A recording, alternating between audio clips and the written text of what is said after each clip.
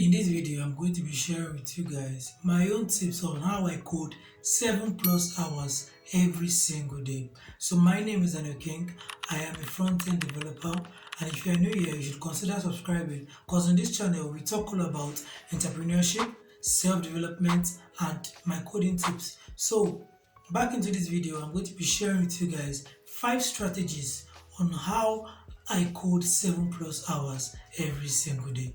So a big disclaimer here, I'm not going to be doing some YouTube BS shit where I'm going to tell you should code a particular time and you should code a particular time or night or whatever. No, because I believe everyone is different, but with my own strategies and the way I've implemented it, I'm very sure of it helping you in your own ways. So firstly, start bad. So these two words look very small, but they're very unique in your coding journey. If you want to code or you consider coding 7 plus hours every single day, you need to first acknowledge that you have to start bad. And what do I mean by starting bad? When I was a newbie actually, I came up with the mind that I was going to create the next YouTube, create the next Facebook, create the next Instagram, or create the next WhatsApp, be that next Mark Zuckerberg or be that next Bill Gates. But you need to know that you have to start at a particular position. So I was having an interaction with a friend this week and we were discussing on how the guy wanted to go on a project and this guy's GitHub was completely empty. So if your GitHub is empty, you should just consider not even thinking about YouTube. Just start somewhere. If you want to code 7 plus hours every single day, you need to start bad.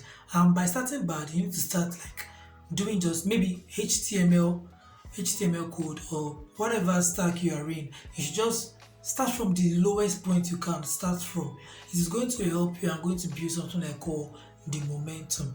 And the momentum I'm talking about here is going to help you along this video and other things I'm going to talk about.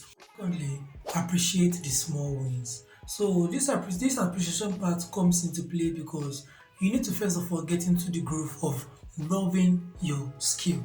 You cannot spend 7 hours in a full day, 7 hours and 24 hours just doing something you do not love. So you need to first of all appreciate small wins. Let's say you code a little QR code or you code a side project or you code a new calculator app. Appreciate it, celebrate yourself, dance, move around, excite yourself, stop that thing for the day, enjoy yourself. If it's to buy something, buy a chicken, go to the next Chicken Republic, buy something, just appreciate the smallest win you can. That is going to help you in this momentum building. It's going to stack up your love for the code and going to stack up your love for the journey. And it's needed in coding 7 hours every single day. So if you want to code 7 hours every single day, the third thing I would talk about here is setting a deadline.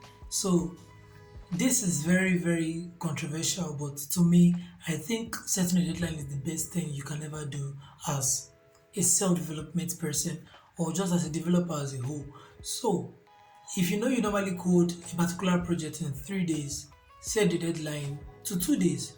Now, some people set the deadline too short or too long, and that can either deprive the joy in the code or just make you just hate coding. Exactly. So if you want to love this coding, you want to code 7 hours every single day, you need to first of all set deadlines. Set deadlines of just maybe if you code 3 days to finish a project, you can take it to just be 2 days instead of 1 day. So as you're going in your code, you will see that you are evolving, you are becoming faster, you are coding more in 2 days. So you are completing the work of 3 days in 2 days. So the fourth way of coding 7 plus hours every single day is having deadline consequences.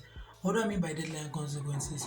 What is going to happen if you do not code or you do not attain that deadline? So I suffered from this thing a lot and I really think this is a very big component. So what I did as my consequences was I would do 100 push-ups every single day if I did not attain my deadline, or I will take a very cold shower, or I will run around my house like 5 times every single day if I do not attain my deadline. So what are your deadline and what is the consequence of not achieving those goals? So the final strategy I implemented in coding 7 plus hours every single day is implementing all the strategies in every of my to-do list, all my activities I had planned for the day. So let's say I wanted to iron, I would set a deadline. I would start ironing anyhow it is. Maybe I'm not yet ready, I'll just start ironing. I'll set a deadline.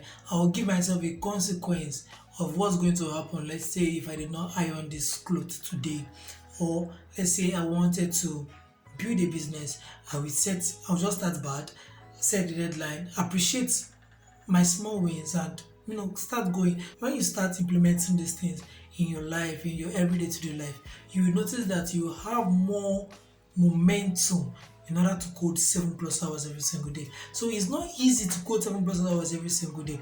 And if you have a short attention span, then I can understand you and say, okay, you should have maybe 15 minutes break after every 1 hour of coding, or you should have 20 minutes break after every 2 hours of coding, depending on who you are. But this video is primarily for those who want to code 7 plus hours every single day, and this is my own way of doing it.